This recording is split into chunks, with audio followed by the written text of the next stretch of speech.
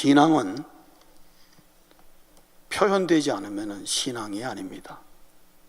믿음은 믿음이 밖으로 표현되지 않으면 그 믿음은 내 것이 아닙니다. 여러분이 아무리 기도하면서 믿습니다 그래도 교회 밖에 나가서 그 믿음이 그대로 실천되지 않고 그대로 표현이 안 된다면 그 믿음은 내 것이 아니다, 이 말씀입니다. 입술에서 그치는 믿음이라는 거죠. 성도님 여러분, 신앙을 여러분의 삶의 현장에서 내가 믿는 바를 표현할 줄 알아야 됩니다. 믿는 대로. 여러분, 세상이 겁납니까? 그럴 때 그걸 대적할 수 있는 것은 뭐냐? 내 믿음을 그 앞에 정면으로 표현해 버리는 것입니다. 그러면요, 확 물러가는 거예요. 여러분, 이런 경험 하셔야 됩니다. 마치 세상에 여러 가지가 내 상사가 나를 잡아먹을 것 같지도, 아침에 일찍 출근해서 상사 자리 뱅뱅 돌면서 주여, 이 상사를 죽이든가 살리든가 하나님 어떻게 좀 해주세요 하고 빙빙 돌면요, 그 상사가 여러분 앞에 곱순곱순하게 되는 겁니다. 이거 모르셨죠? 저도 미국 가서 직장생활 해봤기 때문에 제가 압니다. 예. 우리 매니저가 얼마나 저를 괴롭히는지요. 술 고래고 말이죠. 그래서 제가 그래 안 했습니까? 매니저 자리 가가지고 하나님, 제가 그만둘까요? 이 양반 그만두게 할 겁니까? 어떻게 좀 해결 좀 해주세요. 내가 이 스트레스 받아서 직장생활 못하겠다고 빙빙 도니까요. 이 양반이 사람이 그때부터 나를 잘 대하고요. 제가 우리 입사 동기 가운데 제일 먼저 저를 진급시키는 거 있죠. 내가 그래서 하나님은 기도하는 것에 대해서 항상 플러스 알파가 있구나. 예, 그저 신기해요. 여러분, 제가 예수 잘 믿었다는 얘기 하는 거 아닙니다. 제 믿음도 별 볼 일 없는 믿음이었는데 그 당시만 해도 서리 집사 되니까 그냥 우리 아버지가 목사니까 할 수 없이 제가 서리 집사를 해야만 했어요. 왜 안 하면은 다른 사람들 눈치 보이니까 제가 할 수 없이 했는데 그 정도예요. 그런데도 힘드니까 어떡하겠어요. 교회 안에서 자랐으니까 배운 게 그것밖에 없어가지고 했더니만요, 바로 효과가 나타나는 거 있죠. 성도님 여러분, 여기 직장생활 하시는 분 계시죠? 상사 괴롭힙니까? 상사 그냥 발로 확 밟는 방법이 있어요. 어떻게 하면 되겠죠? 그 책상 돌면서 일찍, 보면 좀 미안하니까 좀 일찍 가가지고 뺑뺑 돌면서 이 문제 해결될 때까지 막 상사를 기도로 그냥 팍팍팍 그냥 막 쑤시고 찌르고 막 때리는 거야. 그래서 상사가 날만 보면 겁을 내도록, 쟤한테는 아우라가 이상한 게 나온다 그래가지고 쟤 진급 빨리 시켜서 내 부서에서 빨리 내보내야 되겠다, 그런 생각 들게 만들어야 돼요. 할렐루야. 직장생활 그래야 재밌는 거지. 맨날 쫄쫄쫄쫄 다니면서 주일날도 교회 나와 그러면 교회 그 나와서 목사님 전화해서, 목사님 제가 우리 상사님이 교회 나오라 그래서 오늘 내 교회 빠지겠습니다. 그딴 전화는 하고 말이야, 쓸데없이. 그게 뭔 믿음입니까? 그건 믿음 아니죠. 쫌팽이죠. 그거는 하나님이 얼마나 위대하고 놀라우신 분인데 그거 상사 하나 못 때려잡겠습니까? 가게 안 됩니까? 가게 안 되면 어떻게 해요? 손님 없을 때마다 어떻게 하면 되겠어요? 빙빙 돌면서 기도하는 거죠. 하나님, 우리 집에 보낼 손님 다 어디 갔습니까? 하나님, 오늘 이 어찌 이렇게 이런 일이 벌어집니까? 저 복 있는 사람 아닙니까? 하나님. 그래서 나 하나님이 목자고 하나님이 날 버리시면은 큰일 납니다. 나 그냥 하나님 앞에 애원복골하면은 하나님이 여러분 가만두시겠습니까? 하나님 자녀인데 여러분이 부모로서 자녀가 안 되면 가만히 있겠어요? 내 있는 거 다 털어서라도 자식에게 가서 어떻게 밀어 넣으려고 그러지. 하나님도 똑같은 마음이잖아요. 왜 우리가 그걸 이용할 줄 몰라요? 사용해야지. 사랑하는 성도님 여러분, 따라 하시죠. 신앙은 표현되어야 신앙이다. 아멘. 우리가 어제까지 개인적인 복 있는 사람의, 어떻게 복 있는 사람이 될 것인가를 말씀해 드렸어요. 그지요? 시편 1편 2절, 아이고 그거는 너무 높아요. 오케이, 대안을 2개 드렸습니다. 하나는 23편에서 뭐예요? 하나님을 나의 목자로 삼고 간다. 오케이, 이건 내가 할 수 있다. 오직 하나님만 내가 목자로 삼고 가겠다. 그 다음에 어제는 뭐예요? 찬양, 내 입에 찬양이 붙게 만들고, 했다 하면 막 전심으로. 제가 아는 집사님이 의사 선생님이, 내과 의사 선생님인데, 한 번은 그랬다. 목사님, 그 찬양 그 하는 거 정말 질병 치유 차원에서 굉장히 좋은 아이디어 같아요. 그런데 왜요? 그러니까 사람이 찬양을 크게 하면 이 울림통이, 몸의 울림통이 막 울린단 말이에요. 가슴이 울리잖아, 그죠? 울리면은 내 몸에 붙어있던 여러 가지 질병들이 어떻게 해요? 우르르 떨어져 가지고, 그리고 세포까지 떨려버리면 세포에까지 있던 나쁜 불순물들이 다 떨려가지고 어떻게 해요? 싹 빠져나가지 않겠나? 그런데 내가 집사님, 의사로서 하시는 말씀이에요? 집사로서 하시는 말씀이에요? 제가 집사로 드리는 말씀입니다. 그래요. 그러나 그 상당히 의사 선생님이 말씀하시니까 굉장히 신빙성이 있어 보입니다. 제가 그랬어요. 웃으면서. 여러분 그럴 것 같아요? 안 그럴 것 같아요? 그러면 오늘 아침처럼 찬양하는 것보다 훨씬 더 크게 하셔야 되겠죠? 찬양하면서 내 몸에 있는 모든 악한 균들아 다 떨려서 나갈지어다 하고 열심히 세포까지 다라락 떨도록 찬양하는 거죠. 그게 전심으로 하는 찬양이에요. 여러분 어제 시편 103편에 찬양 가운데에 병의 치유가 나왔습니까? 나왔습니까? 나왔잖아요. 그럼 하나님이 어떻게 치유하실까? 혹시 그렇게 하시는 거 아닐까? 라고 상상을 할 수 있다 이 말씀이죠. 여러분 말씀 한번 보겠습니다. 오늘 128편 여호와를 경외하며 1절 그의 길을 걷는 자마다. 그의 길을 걷는다? 시편 1편에 가면 이게 뭘로 표현되어 있죠? 무슨 말로? 의인의 길로 표현해요. 의로운 길로요. 하하, 이 128편이 지금 시편 1편과 연관이 있을 것 같아요? 없을 것 같아요? 연관이 있단 말이죠. 의로운 길을 걷는 자마다 뭐라 그랬어요? 복이 있도다. 오늘 요 128편 짧은 6절 가운데요, 복이란 말이 몇 번 나오는지 몰라요. 여러분 잘 보세요. 그런데 그 복에 대한 내용이 나옵니다. 2절에 뭐라 그랬습니까? 네가 네 손이 수고한 대로 먹을 것이라. 오늘 한국에서 노동자들이 막 운동하고 난리 났죠. 왜 저렇게 피켓 들고 막 다툽니까? 왜 노동 문제가 저렇게 심각해요? 내가 수고한 만큼 대가를 지불 못 받는다는 거예요. 나는 정말 열심히 일했는데 왜 요거밖에 안 주냐, 그 얘기입니다. 뭐 간단해요. 돈 얘기예요. 내가 수고한 대로 어떻게 해요? 먹을 것을 못 받는겠다. 못 받으니까 어떻게 해요? 들고 일어나서 그냥 달라고. 그리고 한국에 왜 그러는지 모르겠지만 최저임금? 최저시급이라 그러나? 그것 때문에 뭐 그렇게 말이 많대요. 나는 이해가 안 가는데, 미국도 똑같은데 어느 누구도 그거 말하는 사람 없는데 그거 왜 그렇게 시끄러운지 모르겠는데 결국 그것도 뭐냐? 돈 얘기입니다.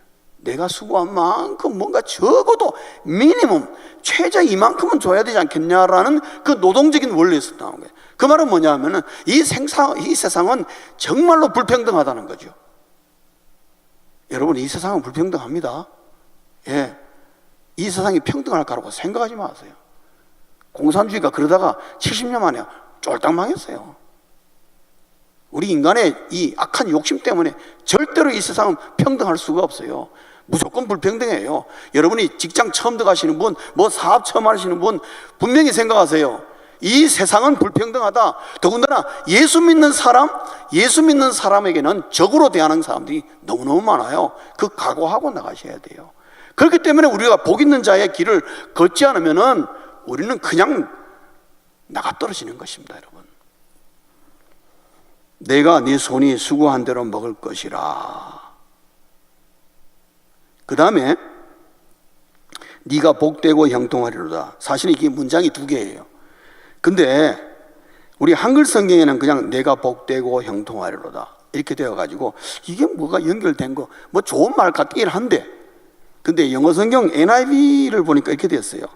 blessings and prosperity will be yours.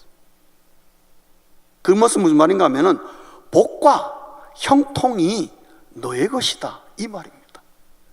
복과 형통이 너의 것이다. 그러니까 어떻게 해요? 네 손이 수고한 대로 먹게 된다는 거죠. 여러분, 이 말 굉장히 파워풀한 내용이 담겨 있습니다. 그러니까 이 말은 뭐냐? 내 손이 열심히 수고하면 할수록 어떻게 해요? 수입이 늘어난다. 제가 좀 쉽게 표현하면, 좀 속된 말로 표현하면요, 내 손이 닿는 곳마다 뭐가 창출된다요? 부가 창출된다, 이 말씀입니다. 대단하죠? 그렇게 되시길 주의 이름으로 축원합니다. 하여튼 뭐 돈 잘 번다면 하여튼 뭐 아멘은 얼마나 잘하시는지. 예수 잘 믿어라 그러면 막 아무 말도 안 하면서. 참 우리 사람들 야갔어요. 간사하고. 그지요? 네가 네 손이 수고한 대로 먹을 것이라. 여러분, 구약의 우리 족장들 보면요, 아브라함 자기 손이 수고한 대로 먹었던 사람입니다. 그래서 그 사람은 부자가 됐다. 야곱도 그랬어요. 야곱의 방법이 조금 야갔지만은 그거 따라하지 마세요. 근데 야곱했지만 그래도 어떻게 해요? 하나님이 복을 주셨잖아요. 빈손인데도. 억울하니까 아마 억울함을 갚아주시겠습니까, 하나님께서.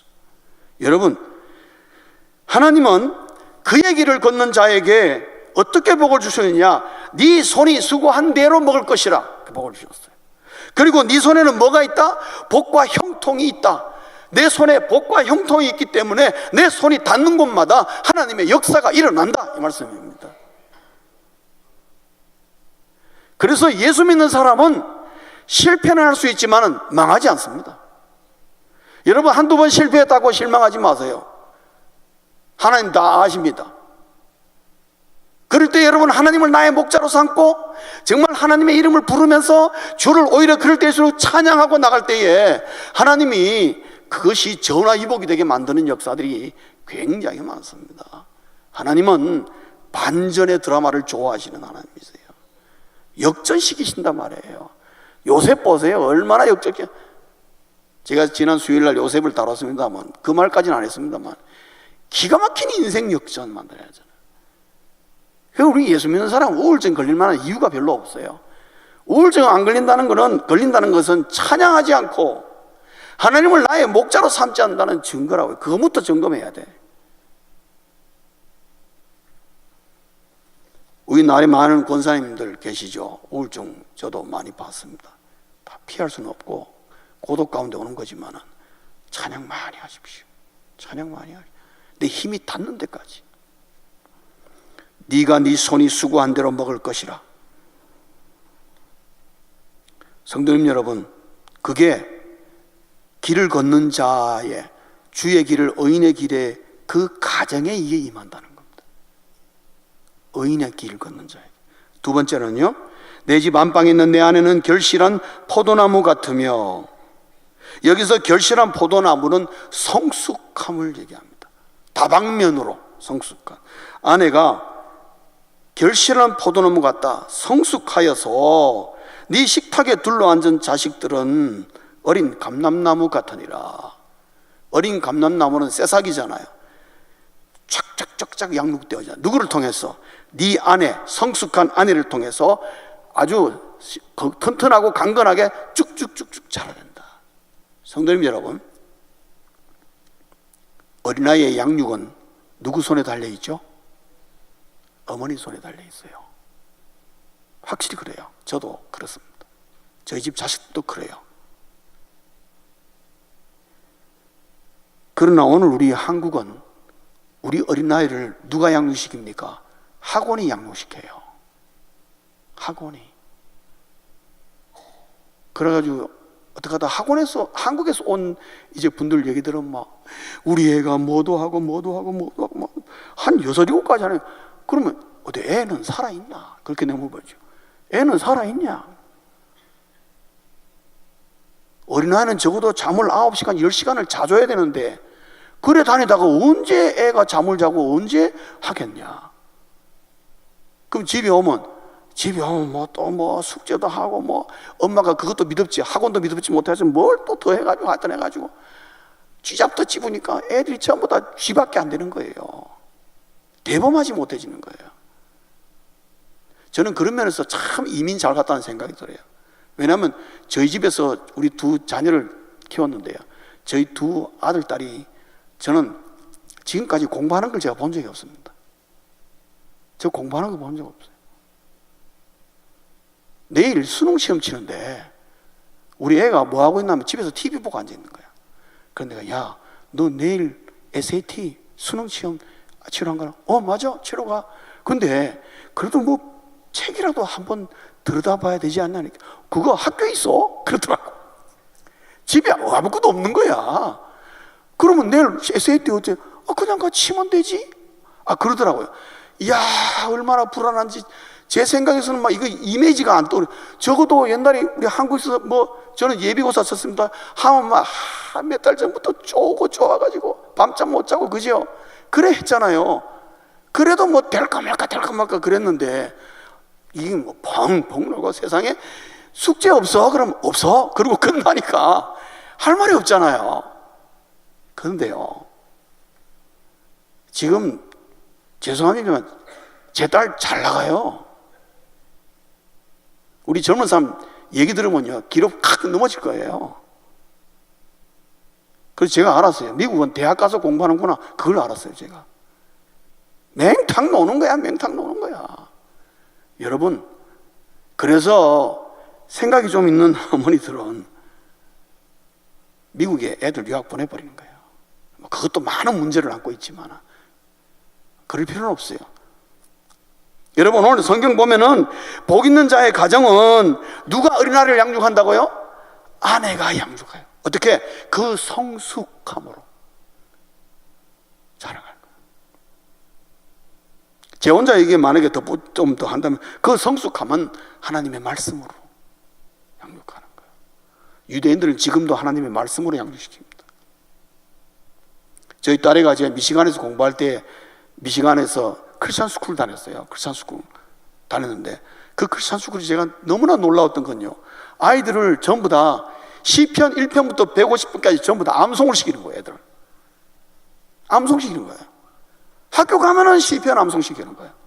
이야, 저는 몰랐는데 남은 학교 제가 이제 뭐 봉사하러 한번 갔다가 그거 보고 제가 세상에 이게 진짜 크리스찬 스쿨이구나.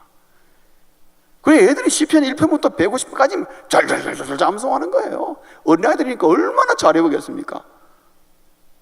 여러분, 이거 부러우시죠? 같이 갑시다, 그러면. 성도님 여러분, 성경에 보면은 오늘 128편 보면은 아내가 어린아이를 양육하는 거예요. 요 두 가지가 딱 나와 있어요. 그리고 4절에 가면 여호와를 경외하는 자는 이같이 복을 얻으리로다. 근데 여러분 보시죠. 1절에 보면은 그의 길을 걷는 자마다 복이 있다. 그죠? 4절에 가면 어떻게 해요? 하나님을 여호와를 경외하는 자는 이같이 어떻게 2절, 3절 같이 복이 있으리로다. 앞에 처음에 마치 지붕과 땅바닥이 어떻게 양쪽으로 뭐예요? 이 2절, 3절을 복이라는 말로 탁 둘러싸고 있는 거예요. 탁 둘러싸고. 사랑하는 성도님 여러분, 의인의 길을 걷는 자는 그 가정이 앞으로나 뒤로나 전후 사방으로 복으로 딱 갖춰놓겠다, 이 말씀입니다. 대단하죠? 하나님이 가정을 향한 그 계획이 얼마나 놀라운지. 그리고 뭐라 그러시냐면요, 5절에 가면 여호와께서 시온에서 내게 복을 주시게 하시라. 위에 계시는 하늘 보좌 하나님 시온에서 우리 그 복으로 딱 해놓고는 그 위에다가 뭐를 갖다 붓는다고요? 복을 부어버리는 거예요. 할렐루야. 복 있는 사람의 가정은 이렇습니다.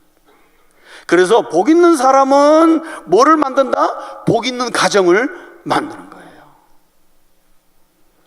그러면서 그게 뭐라 그랬습니까? 6절에 가면은 네 자식의 자식을 볼지어다. 이 말은 뭐냐면 대를 이어가면서 그렇게 일어나겠다는 겁니다. 우리가 이걸 왜 놓치겠습니까? 이걸 우리가 놓치고 살면 우리가 잘못된 거죠. 성도님 여러분, 이 말씀 믿으십니까? 믿음대로 될 줄 믿습니다. 믿으면 집에 가서 그렇게 하시라 말이에요. 여러분 가정에 많은 문제가 있습니까? 여러 가지 어려움이 있습니까? 좋습니다. 오늘부터 하나님의 길을 내가 먼저 복 있는 사람 돼야지, 그런 마음을 가지고 내가 먼저 복 있는 사람 되는 거예요. 복 있는 사람이 되어서 우리 가정을 복 있는 가정으로 만들어야지, 바로 시편 128편이 우리 가정에 그대로 임하게 만들어야지, 그런 마음으로 하시면은 호주 되시는 남자분들은 할 일 다 한 거예요. 아내분들도 놀랐고요.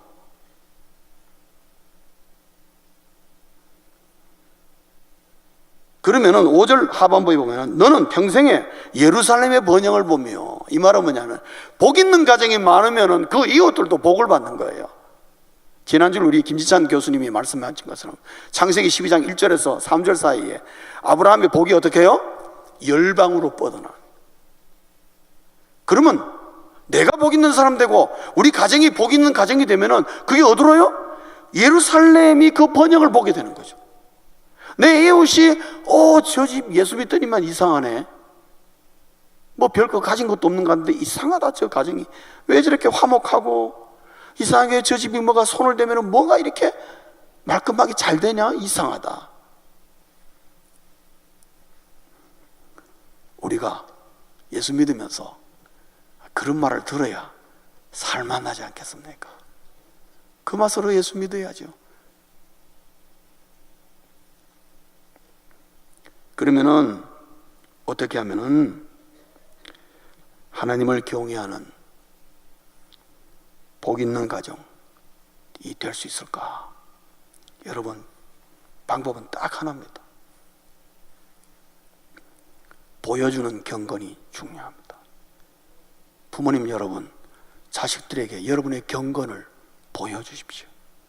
여러분이 하나님 믿는 모습을 교회에서만 보이지 말고 집에서 보여라. 집에서.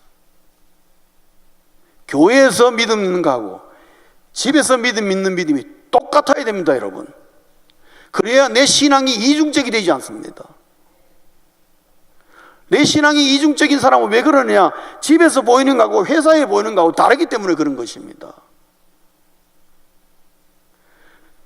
그리고 교회에서 보이는 거하고 집에서 보이는 거하고 믿음의 모습이 다르면은 그 자식도 그대로 따라합니다, 여러분. 이중적인 신앙자랍니다. 교회 나와서는 아멘, 우리 아버지 보니까 그래 하더라고. 교회 나와서는 예수 잘 믿는 척 해야 돼. 그러니까 막 이러대.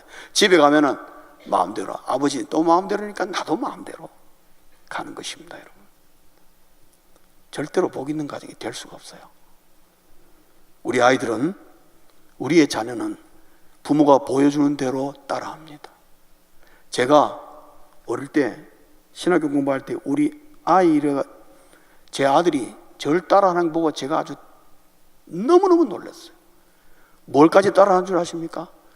소변 보는 스타일까지 따라하더라고요. 야, 나 정말 세상에 이렇게 부모가 중요한 줄 몰랐어요. 그래서 그때부터 이제 소변 볼 때도 야, 이거 큰일 나겠다 싶어서 아주 막 정자세로 잘해서 조심조심 해가지고, 예. 그러니까 우리 아들도 바로 자세 고쳐가지고 그대로 따라. 제가 말 한마디 안 했어요. 그대로 따라. 여러분, 자식이 부모를 보고 배울 때에 말하면서 배우는 거 아닙니다. 그냥 보여주면 따라합니다, 여러분. 집에서 여러분이 하나님의 말씀을 읽어보십시오. 자식도 하나님 말씀 읽습니다.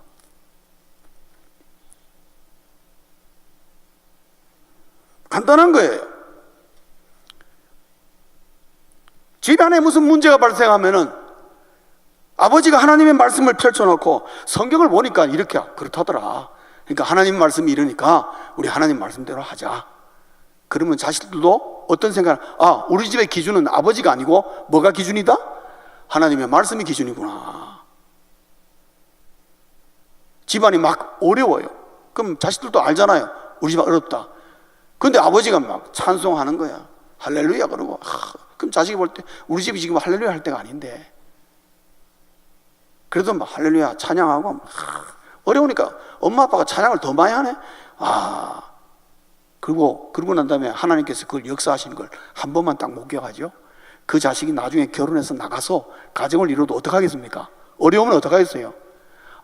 우리 아버지 그래 하더라. 아버지 하는 식으로 따라하는 것입니다, 여러분. 그게 믿음의 유산이 되는 겁니다. 간단한 것입니다. 경건한 훈육도 굉장히, 경건도 훈육도 마찬가지예요. 자식이 뭘 잘못했을 때 가르칠 때에 성경 말씀에 보면 너 거짓말 하지 마라 그랬잖아. 그 너 왜 거짓말 했어? 어떻게 하면 좋겠어? 아빠는 내 열대다 때리잖아요. 물론 저는 어릴 때 잘못을 많이 해서 우리 아버지한테 많이 맞았어요. 근데 맞으면서 느꼈던 거는 우리 아버지가 성경 말씀하고 좀 다르네. 매의 감정이 실린 것 같다. 제가 그런 생각을 하긴 했습니다만은 그래도 맞았어요. 많이 맞았어요. 그 말은 많이 잘못했다 이거죠. 예, 저도 어릴 때 할 만큼 했습니다, 진짜. 예.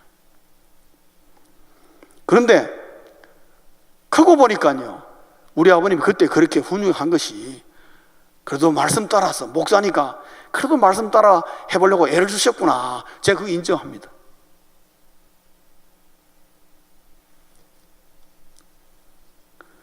요즘은 자녀 교육도 말이죠. 훈육 엄마가 자녀를 너무 귀한다고 요즘 그 헬리콥터 맘이라 그러죠. 너무 간섭하는 거예요. 아주 쥐잡듯 쥐잡아가지고. 쥐잡듯 애를 쥐잡으면 애가 뭐가 됩니다고요? 쥐가 되죠. 그래가지고 요만해가지고, 간이 요만해가지고 용기도 못 내고, 밤낮 찔찔 짜고, 애꿎은 학교 선생님 찾아서 선생님 교육을 어떻게 시키냐고 따지긴 하고 말이죠. 어찌 학교가 그렇게 됐습니까? 선생님을 존경하고 그래야지. 물론 선생님도 문제가 있지만, 왜냐하면 그런 데서 자랐기 때문에 그런 거예요, 여러분. 사랑하는 성도님 여러분, 말씀을 맺겠습니다. 어떻게 했냐면 내가 복 있는 사람으로서 복 있는 가정을 이룰 수 있을까? 내가 복 있는 사람임을 집안에서 그대로 보여주세요. 그러면은 복 있는 가정 됩니다. 내가 하나님을 경외하면 가정이 하나님을 경외합니다. 맞습니까? 내가 집에서 하나님의 이름을 부르면 가정이 하나님의 이름을 부르는 것입니다. 전 어릴 때 아프고 감기가 들고 열이 나면요, 꼭 저희 아버님이 와서 안수기도 해줬어요. 기도하지 마. 그럼 또 열이 떨어지네? 그래서 제가 어릴 때는요, 감기약보다도 머리만 아프면 아버지 빨리 기도해 주세요. 빨리 머리 너무 아파요. 그럼 또 아버지 와서 기도. 낫던 안 낫던 하더니 기도해 줘요. 저는 그 기도발로 나왔어요, 진짜요. 어릴 때 아버지가 그랬어요. 그러니까 지금도 그 생각이 계속 나는 거예요. 그래서 교우들이 아프면은 목사가 할 일은 손을 얹고 기도해 주면 되겠구나. 예, 그런 마음으로 목회도 했습니다. 하나님의 이름을 부르면, 가정에 하나님의 이름을 부르면, 내가 자녀에게 복을 빌면 자녀가 복을 받음으로 그 기도를 증명하는 것입니다. 그렇게 해야 됩니다. 여러분, 자식이 아무리 속상하고 아무리 여러 부모의 속을 긁고 괴롭혀도 망할 자식이란 말을 절대 하시면 안 됩니다, 여러분. 우리 어릴 때 그런 말 많이 들었거든요. 우리 동네 할머니들이 우리 애들 놀고 그러면 이 망할 놈의 자식들 지금 생각하면 참 하나님의 은혜로 제가 망하지 않았습니다. 그 할머니가 얼마나 망할 놈의 자식이라고. 물론 저희들이 할머니를 좀 많이 괴롭혔어요. 요거도 묻혀서 하긴 했는데, 그렇다고 해서 망할 놈의 자식이다 그러면 됩니까? 안 되지. 이 흥할 놈의 자식이라 그래도 될까 말까 하는 바인데, 여러분, 자녀에게 복을 많이 비십시오. 새해를 맞았습니까? 자녀 한 명 한 명 붙들어 놓고 복을 빌어. 너는 복의 자식이다. 우리 집안은 복 있는 가정이다. 반드시 우리 집에 하나님의 복이 임할 것이다. 믿어라. 우리 그렇게 살자. 이렇게 자녀들 놓고 왜 그의 말을 못합니까? 금년에 그렇게 하셨어요? 이제 오늘부터 집에 돌아가서 하실 것이죠? 자식이 나이 많아도 상관없어. 불러다가, 야, 오늘 목사님 말씀 보니까 시편 128편에 우리 이거 땡 잡는 거다. 우리 서로 복 있는 사람 되어서 우리 복 있는 가정, 복 있는 가문 만들자. 그래서 이렇게 하자. 성경이 이렇게 돼 있다더라. 이렇게 하자. 그렇게 하시면 되는 겁니다. 그래서 복의 완성은 어디에 있다고요? 가정에 있어요. 그게 주님이 원하시는, 우리 가정을 향한 주님의 마음인 것입니다. 기도하겠습니다.